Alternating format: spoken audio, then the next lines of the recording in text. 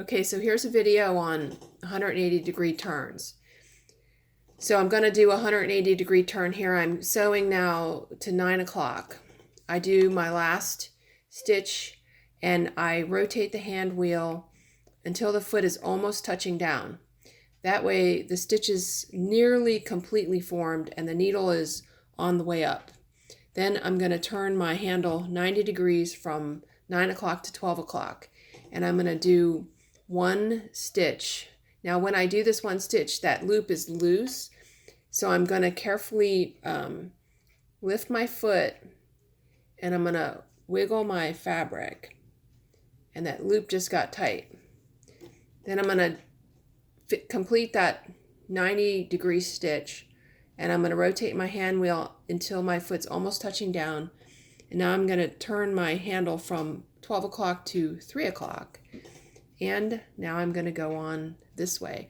I might have to make sure I'm back in line with where I'm going. But that's how I do my 180-degree turn. So let's do that the other direction. So now I'm going to 3 o'clock. My last stitch, I'm going to turn the hand wheel by hand until my foot's on the way down and almost touching the fabric. That way the stitch is completely formed and I'm less likely to drop the loop. Now I'm going to turn my handle from 3 o'clock to 9 o'clock. I'm going to come up and I'm going to go back down, one stitch, 90 degrees. I'm rotating that hand wheel until the foot almost touches down. I'm going to turn my handle from 6 o'clock to 9 o'clock, and now I'm going to go back the other direction. That might leave a bit of a bulb, and you might not like that. I get that. But that's the easiest way. So let me show you that again. So I'm going to 9 o'clock now. My last stitch I make, and the foot's on the way down, almost. I turn 90 degrees, and then I do one stitch. If I want that last loop to be tighter, I'm going to raise my foot. I'm going to wiggle the fabric a little bit. The loop tightened up, right? And you can put your needle down just on the outside of the last loop. So the last loop will be caught, but you're as close to inline as possible. So I just turned 90 degrees. Now I got to turn the other 90 to make 180. So my foot's almost touching down. I turn my handle back to from 12 o'clock to 3 o'clock. And now I'm just going to go back on the other direction. That's how I make my 180-degree turns. The other option that you can do, which I do most of the time, is I just start sewing and I just make like a little turnaround so that it's not really a 180. You're kind of doing like a little circle, like you're turning your car around in a cul-de-sac. You just can't go turn around. You can't turn around and go back in the exact same loop that you just made, or the loop will not be caught. So your foot's on the way down, you turn 90 degrees, you make one stitch. I want that loop to get tight. I lift the foot a little bit, I wiggle my fabric, and that loop got tight.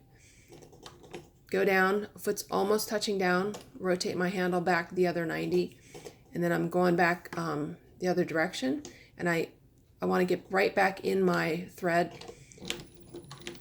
So I make it that way. That way my last loop is tight and I don't have anything sticking up.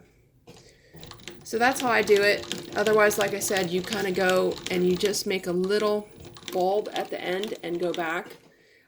If you don't want to stop, if you don't want to stop sewing, you have to keep going. I usually just do a quick little turn like that. And that's how I'll make a 180. So you can kind of see here, it's not actually a 180. So let's do it the other way at first, where you have to turn the wheel by hand. So I'm coming down, right? I make my last stitch, the foot almost touches down. I turn 90 degrees. I make a stitch. As my needle's coming down, I lift my fabric. I'm going to wiggle my fabric a little bit. Now when you do this, you don't want to wiggle it the wrong way and have your loop come off your hook. I make that stitch. My foot's almost down. I turn the other 90 to make 180, and I'm going to go back the other direction. So that's 2 ways of doing it. And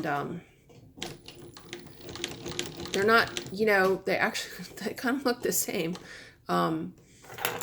So this was the one that I did not stopping, and this was the one that I did stopping. Wow, they actually look really identical. I don't know. But that's how I do it. So you just got to go around, you know, everything I do, a lot of times I just sort of round stuff off so that it's a little bulb at the end. But instead of turning 180, you're actually like doing a 3-point turn. So I'm going along, I go 90 and then the other 90. So I'm actually making 3 stitches. One in this direction, one in the 90 direction, and then back the other 90. And that's how you can do a tight turn without stopping. You just can't do it 180 in one stitch. I guess it's one of the limitations of the chain stitch is that it's difficult, and I always make my things rounded. But you can do it on the move, or you can do it one at a time by hand. I've gotten really good at just a continuous like turn around. So it's like a 3-point turn. It might not give you the sharpest of turn. If you want a really sharp turn, you have to do it by hand. So I'm not actually going like 180. I'm actually making like a little loop. Some come out better than others, and I'm okay with that. Everything has a little, like this one here is a little bigger, little bulb at the end. But you can definitely do it turning by hand. And I'll just do that one more time. So I do up. So your last loop, foot on the way down, turn 90.